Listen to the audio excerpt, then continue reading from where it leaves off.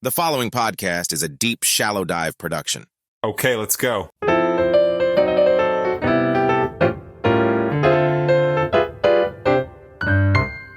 Hey, everybody, and happy Wednesday. First of all, apologize to I call them the 7 a.m. crew. It's the folks that listen to the podcast episode at 7 a.m. when they're driving to work or out on their morning walk. Anyway, yesterday's episode obviously was a long one. It was incredibly complicated, and I received an absolute ton of questions, really just trying to understand it better. And so, I'm not kidding, I spent a good part of yesterday kind of replying to different people through email, DM, through the socials, text message, and a few great phone calls, actually. So what I decided to do, and unfortunately I just couldn't get it out in time for this morning, is I'm actually going to do a little bit of a rewind on yesterday's episode. I'm going to cut up certain parts, really the ones that receive the most questions, and then provide a little more, I guess, explanation. And one thing I did want to say is, because I did have one close friend kind of call me out on something. Well, he didn't really call me out. He just questioned me. He said, hey, sometimes I know exactly what you're trying to say. And then other times you sort of, you say, hey, give that thought, think what you think of it, decide what you think of it. And he's like, why don't you just tell us what you think of everything? And, to be honest with you, my answer to him was that, I'm not saying I'm the end-all be-all on this, and at the end of the day, which is another phrase I say a lot, there are certain things where, yeah, I might have an opinion on it, but that's not the point. The point of this, honestly, the point of Deep Shallow Dive and this entire podcast is not just for me to spout off my opinions. The point is to bring up things that I think we should think about collectively. And again, I said it in episode 2, search for the truth collectively. And so there are certain things that, I'm going to play for you, and I kind of want you to think it through yourself, and that he was referring to the hospital bombing situation. And I'll be honest, his take was, to me, Israel did it. This doesn't make any sense from the BBC clip and then everybody backing out afterward. Obviously it looks like they came under pressure from probably the White House, because again, like I said yesterday, it doesn't take a genius to piece together that Israeli bombs are supplied by the United States. And so if a United States supplied bomb dropped on a hospital and killed 500 innocent civilians, that's not a good look. That's not a good look. And it's incredibly sad wherever that bomb came from. But that was what he was talking about. And he's like, I feel like you didn't really weigh in on that. And he's right. I didn't completely weigh in on that. But I presented you the information because that's one of the things that I think you have to decide for yourself what you think about that situation. And we're gonna critique a couple of those clips a little later, like I said. But anyway, so today I might introduce a couple new pieces of information, but for the most part, I'm going to try to go through yesterday's stuff and then replay the most controversial stuff and then provide a little bit of clarity. All right, the first thing I'm going to replay is a portion of Harry Truman's speech from 1948. And by the way, Harry Truman was a Democrat. I didn't even really realize that till I asked one of my voice-activated devices, which I have way too many of, and I'm not going to mention the name or it'll beep right now. But he was a Democrat who said this. And so let's give a listen to this portion again. The decision to recognize Israel is an easy one. I had to make a compromise with the Arabs and divide Palestine. All right, first of all, I've had a lot of people continue to say, hey, Palestine never was a country or whatever. And you know what? honestly, that's all semantics at this point, even though it was under British rule, whatever. I don't care. That's semantics. That's the President of the United States in 1948 saying, I have to divide Palestine. Now, you can call Palestine a country, a territory, a province. I don't care. Call it whatever you want, but it's something that belonged to those people. So let's put that thing to bed. The Jews wanted to chase all the Arabs into the Tigris and Euphrates River, and the Arabs wanted to chase all the Jews into the Red Sea. And what I was trying to do was to find a homeland for the Jews and still be just with the Arabs. Okay, that just shows that, man, this thing has been brutal and rough all the way back to 1948. But when you go into a thing of that kind, the people you help most are the ones that get most angry with you. Both of them were against me on the situation, but as President of the United States, I paid no attention to them, carried out what I thought was right, and I had the support of the Congress, and I could do it, which is unusual in these days. Harry Truman had some cojones.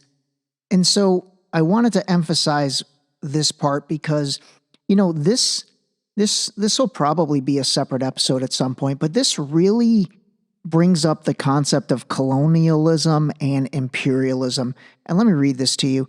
Colonialism is where one country physically exerts complete control over another country, and imperialism is formal or informal economic and political domination of one country over the other.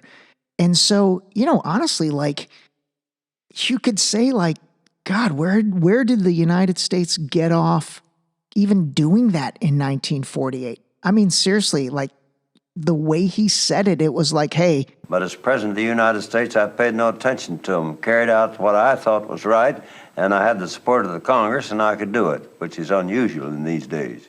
If anybody's a DJ out there, feel free to create a mix track of me and Harry Truman. Ray D and Harry T.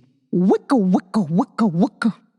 Anyway, so, you know, I wanted to replay that because, man, it's like, that's pretty powerful. And again, that's 1948. That's the President of the United States. So in summary, you know, this all to me, I don't want to think about, let's go back 3,000 years and, you know, who was living there 3,000 years ago. The current situation and all of the current rioting and protests and demonstrations and everything you see right now, whether it's college students at Harvard or anyone else, it all starts with that decision by Harry Truman in 1948. So that's where we're starting with this, and that's why I played that clip yesterday, but hopefully giving, I guess, this additional perspective kind of puts that in place. And again, like I said, you know, that concept of was Palestine a country before 1948 or not, honestly, I don't even care. All I know is this all happened because of that, and you've got the president referring to Palestine, basically talking about it as if it is a country. So whatever you want to call it, that's fine. But, you know, for all intensive purposes, I think it's pretty clear that to all the people involved at that time, it was a country. All right, I'm going to play for you the last snippet where he basically talks about, actually just listen to it. Could you tell us specifically that a lot of Jewish people were against you too? Oh, well, there were a lot of Jewish people against me because they wanted the whole of Palestine. As I say, they wanted to drive all the Arabs into the Tigris and Euphrates rivers. All right, again, he says the whole of Palestine, just to reinforce that. But, you know, the takeaway from that to me was, you know, this thing has never been able to be looked at as creating a two-state, I guess, system or situation. And there's a lot of things going on with the current Prime Minister, Benjamin Netanyahu. I shared all this yesterday, and we're going to build on this. You know, why don't the world leaders and everybody just get involved and say, okay, we're gonna create a two-state system. You know, this is going to be, there's enough land there, seemingly for everybody. But, you know, again, and this applies to the Palestinians as well. So, you know, don't think this is one-sided. I mean, if you look at any I'm going to use the word rhetoric, but that's not really the right word, but that comes from people on the Palestinian side. Nobody ever talks about, hey, let's share. They also absolutely want, all or nothing. And I'm not even going to say what's fair. I'm just going to say it's never going to happen. You're never going to have all or nothing on potentially either side. I mean, really either side. So let's move towards, this two-state compromising system and let people just live their lives in peace. And it doesn't have to be collective harmony, but individual harmony. Okay, anyway, that's the Harry Truman stuff. All right, next. All right, let's dive into the hospital situation. I'm going to start off by playing the original BBC clip. So again, remember, this is the original reporting from the BBC, basically, I think like that night or day right after this happened. The Israeli military has been contacted for comment, and they have said that they are investigating. But, it is hard to see what else this could be, really, given the size of the explosion, other than an Israeli airstrike or several airstrikes. Because, when we've seen rockets being fired out of Gaza, we never see explosions of that scale. We might see half a dozen, maybe a few more people being killed in such rocket attacks. But we've never seen anything on the scale of the sort of explosion on the video I was watching earlier, which, as you say, is still to be verified. All right, now let's go to President Biden in his Oval Office address. By the way, I think I had said it was State of the Union. It was not State of the Union. I think I corrected myself already on that. But again, just to correct myself, it was an Oval Office address, which, by the way, drew 20 million eyeballs, according to Reuters. And so, I don't know, I find that number so low. I really do. I mean, I know people are seeing it different places, and I don't think that takes into consideration the views on social media or streaming platforms or things like that. But the actual television viewing audience of 20 million, I find that number low, but you know what? Maybe it's not in today's day and age. Anyway, this is quick. Listen to this again. Like so many other, I'm heartbroken by the tragic loss of Palestinian life, including the explosion at the hospital in Gaza, which was not done by the Israelis. Shucky ducky quack quack, instead of that's interesting, like I said yesterday. Okay, all I want to point out on that is that I thought him immediately saying that after he said the explosion, that to me, honestly, that kind of made sense that all these other news outlets would potentially retract it. Because again, I mean, Harry Truman was a big bad bully in 1948. And obviously the United States and the presidency and the administration, again, this is not Biden specific, it's all of them, we're only stronger. So anyway, think through that. That seriously is something that is an individual thing to think about. All right, next I'm going to replay the clip from MSNBC. And, I'm replaying this for a different reason. I mean, to me, this is a pretty one-sided clip, and, they're saying it without saying it. But the reason I'm replaying it is because it also calls into question, if you are I stand with Israel and Israel did not do this, and MSNBC is saying what I'm about to play for you, this is the same MSNBC that for 2 years, 3 years, created all the anti-Trump narrative, which I think you supported.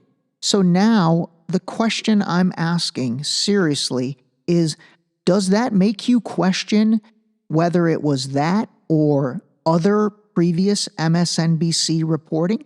You know what I mean? Like, you got to treat this collectively. You have to treat this collectively. And so now hearing this, if what I'm about to play for you pisses you off, does that then make you question everything from the previous that you were cheerleading? All right, give this a listen.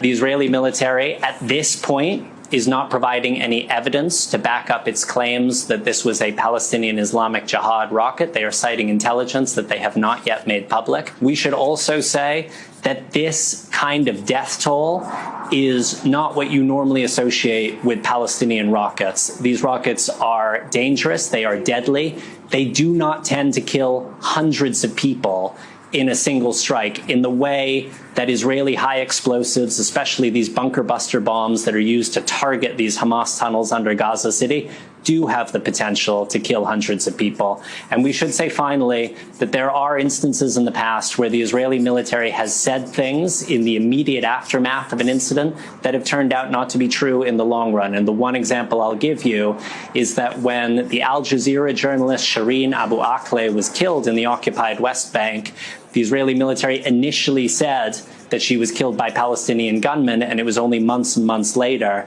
that they admitted that it was likely an Israeli soldier who fired the fatal shot.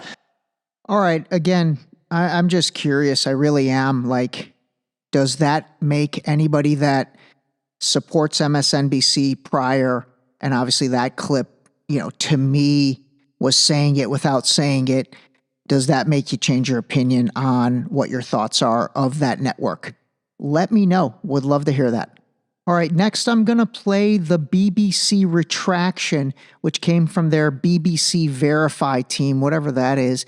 But I'm going to interject some stuff because the way she said it yesterday, I mean, it's pretty easy to just not see what she's saying or not hear clearly what she's saying. So let's start on this. Ever since the explosion happened last night at around 7 p.m. local time, the BBC Verify team has been analysing all the images and video that have emerged. You can see where the hospital is located within Gaza City. And this footage shows what appears to be the courtyard car park of the hospital in flames. We've been able to establish that that's what it is from the shape of the buildings. All right, first of all, she says, the courtyard hospital in flames, we've been able to establish that's what it is from the shape of the buildings. I mean, what does that even mean? That's like I don't know. I don't think there's much you can get from that. It kind of feels very fluffy to me. All right, now listen to this. Now, the Al Jazeera television station was broadcasting live from Gaza at the time.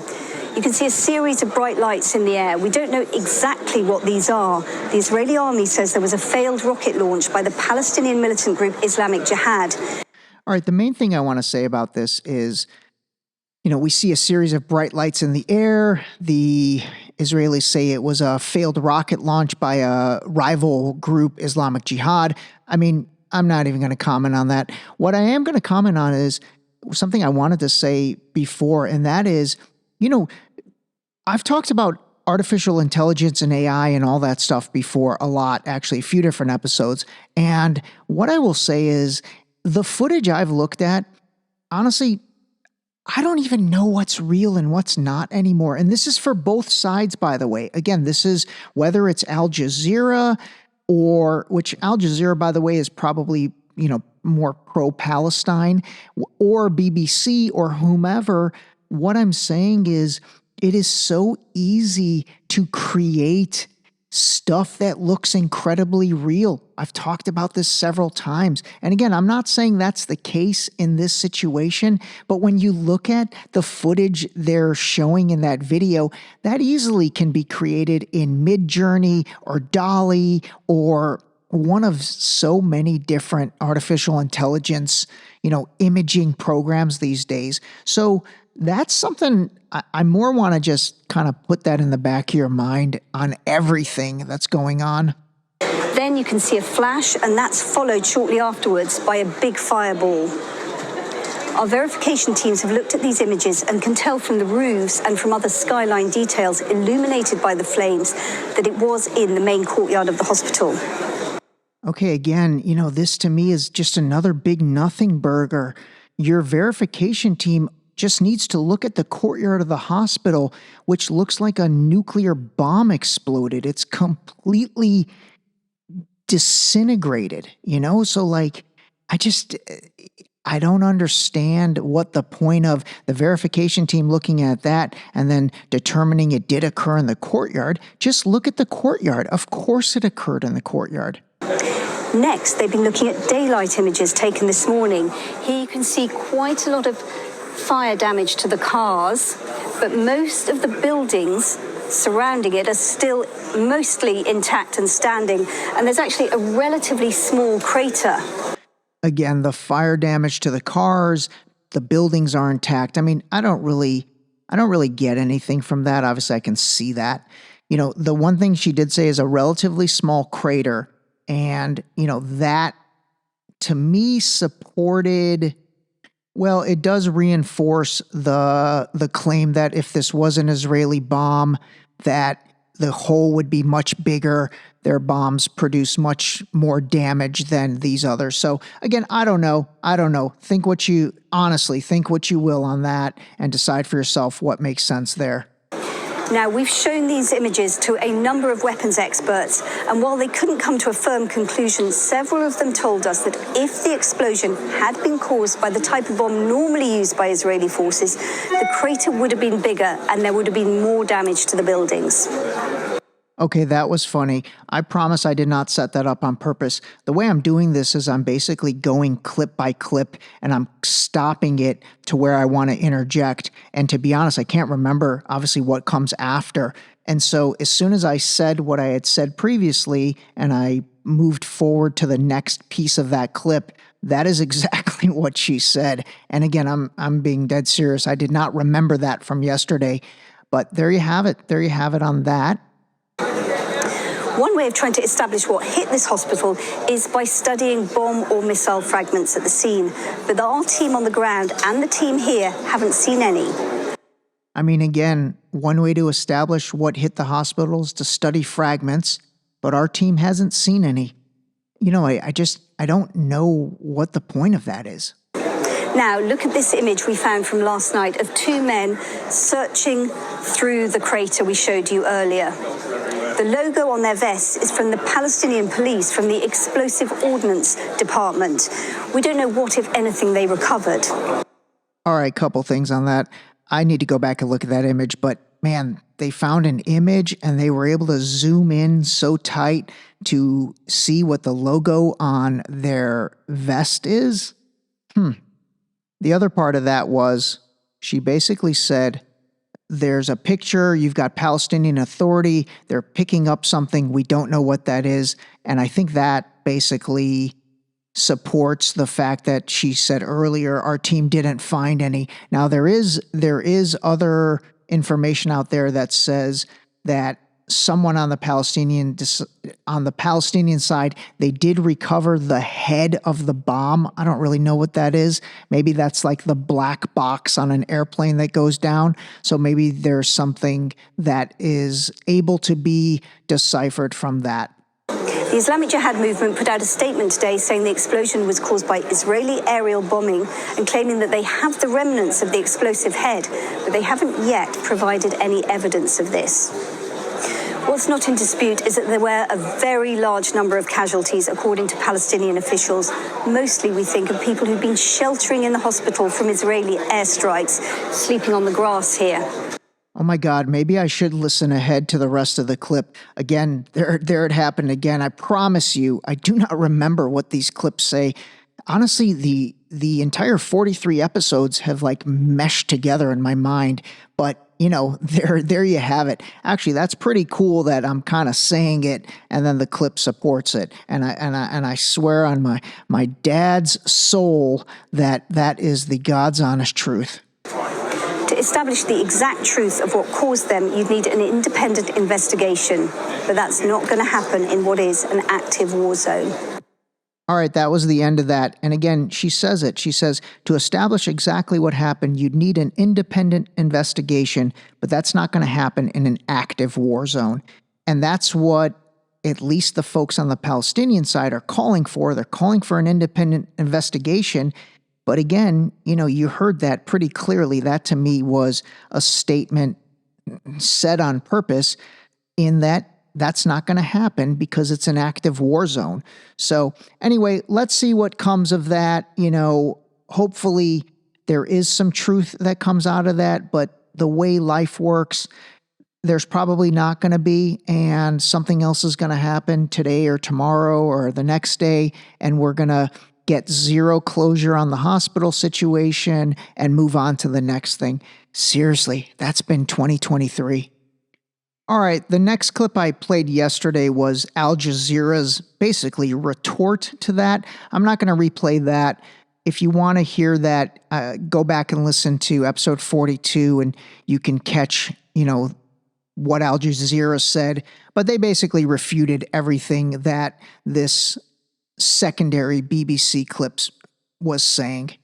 All right, just two quick things. To be fair, Al Jazeera, if you don't really know what that is, so that is a Qatari-owned Arabic language news television network. So again, it's owned by the country of Qatar. It's an Arabic language news network. So obviously, there's going to be probably bias. If there is bias, there's going to be bias toward the Arab world, and in this case, Palestine. So I did want to be fair in saying that. The other thing is, and I touched on this yesterday, after this situation, Israel did kick out Al Jazeera along with what I think is all foreign news networks out of their country. Now, again, you could argue that and say, well, of course, it's war and they're reporting, what they consider propaganda, so they're not going to let them stay in their country, and I totally respect that. Or you can take the other side of that and say, okay, that's pretty shady that now they're not letting the news on the other side report because it's going to be counter to what they want as the narrative. So anyway, that's a fair overall take on both sides. All right, real quick, I had a lot of people love the Noam Chomsky clip that I played yesterday, and in particular, I had a few of them really talk about the beginning, maybe 10 seconds. So let me play that for you again, because I do think it was pretty powerful. And like I said, I can't say I agree with everything Noam Chomsky talks about, but this is a pretty solid intellectual take from him. Give a listen. Part of the tragedy of the Palestinians is that they have essentially no international support for a good reason. They don't have wealth, they don't have power, so they don't have rights. That's the way the world works, Your rights correspond to your power and your wealth. Same inside the United States. We shouldn't be surprised to see it. If you're a poor black kid in Roxbury, you don't have the rights of a rich person living in the suburbs, right? Same in the international arena. So the Palestinians, they may get, statements of support, but and nobody's going to do much for them, especially when the U.S. Threatens anyone who might try to do something. All right, that is pretty much the main set of things that I received a lot of questions and commentary on. Actually, the main one was the last clip I played yesterday, which was the Mehdi Hassan clip from The Intercept. By the way, I did add a link to that in the show notes for episode 42. So if you want to hear that, you can obviously, hopefully listen to episode 42 and catch it at the end. Or if you just want to listen to that part, just go into the description or the show notes, which is below the actual play button in your podcast platform, or on our website if you're listening through the web browser, and then scroll all the way down to the bottom and there'll be a link for that. I'm not going to talk about that more because I am gathering more information on Yasser Arafat, the PLO, and really Benjamin Netanyahu and what he did to support, this is true. He did support Hamas in order to basically make the PLO and Yasser Arafat weaker, which at that time was a much stronger enemy for him. So more to come on that. And then lastly, I'm going to play for you something. So this is a 1-minute clip where, again, this is, I know I've been pretty critical of some of these right-wing media talking head guys, and Clay Travis and Buck Sexton being two of the biggest ones I've been critical of. And again, I previously had liked a lot of their takes, but I want you to listen to this. This is a take that he had on Megan Rapinoe. Megan Rapinoe, as you know, is the United States, one of the greatest women's soccer players of all time. She's that blonde girl that colors her hair. So give this a listen. Megan Rapinoe, for those of you who don't know, is the U.S. women's soccer player who refused to stand for the national anthem because she said America is a fundamentally racist place. She is not a good person in terms of the way that she's used her platform, in my opinion, politically. She is married to Sue Bird, Buck, Sue Bird is, I believe, half Jewish and has an Israeli passport. Sue Bird is a very talented women's basketball player. Megan Rapinoe, lesbian, married to Sue Bird. She is raising money on her Instagram account for people in Gaza. She is a lesbian woman living and married under the protections of the United States. She would be murdered, probably stoned to death in Hamas for being a lesbian who's married to an Israeli. I don't think there's any doubt about this. All right, so the question I asked, and I put it as a poll on Instagram and Facebook in the stories is, is this a fair take from him? Is this a fair description of what Megan Rapinoe did and how it should be interpreted? And I'm going to give you my opinion on this. Honestly, I'm not a Megan Rapinoe fan. I haven't really liked the way she has conducted herself, especially I just don't like people that, if you live in the United States and you have things to critique, that's fine. Seriously, that's totally fine. But I don't know, for some reason I felt like she's just one of those that critiques everything. But I will say, I don't think this is a fair take from Clay Travis. I really don't. I think it's also convoluting things. It's mixing things up. She's married to a Jewish or half-Jewish Sue Bird, the great women's basketball player who has an Israeli passport. I mean, honestly, how on earth can you be married to someone that is, Israeli and Jewish and then support, basically Clay is saying she's supporting Hamas and this fundraiser on her page is going to raise money for Hamas. And that's crazy. I mean, I don't think that's what she's doing. I think she is raising money for innocent civilians that are in Gaza, innocent Palestinians. I don't think, first of all, any relationship could endure that or withstand, doing that. That's crazy. But the bigger point I want to make is these media guys, they really convolute things, like why can't you not like Megan Rapinoe, but then say, hey, you know what? She's doing a fundraiser and, my concern is, will that money get to the civilians in Gaza, the innocent people? As we talked about yesterday, Hamas is so intertwined into that society. And if they really control everything, is this money going to get to the civilians? Now that's a fair take. That is a fair take. But I don't think it's a fair take to basically say, oh, look at what Megan Rapinoe's doing. She is supporting terrorism. And that's basically what he said. And there's several other posts between him and Buck Sexton. And then several other people have chimed in, to take that exact stance. And honestly, I think that's convoluting and mixing things and then telling the story the way you want to tell the story or the way you want the story to be told.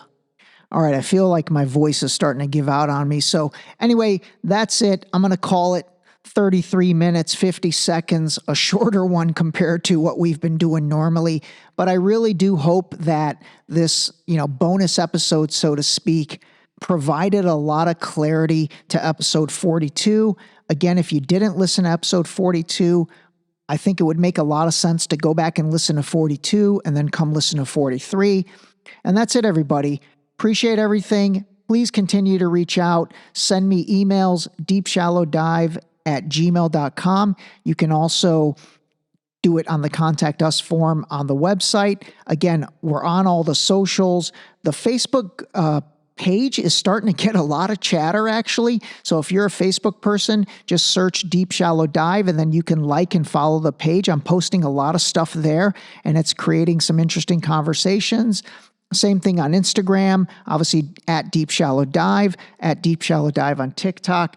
All right, that's it. I had to kind of plug all those things again because I really am trying to build a community here. Lastly, if you're up for it, 5-star review, that would be amazing. If you're not ready yet, totally cool. That's it. Call a spade a spade. 35 minutes out. This episode was brought to you by Boost Liquid Vitamins. Wake up, take your Boost, start your day. Drink your vitamins, build your immune system with Boost. Available on Boost.com.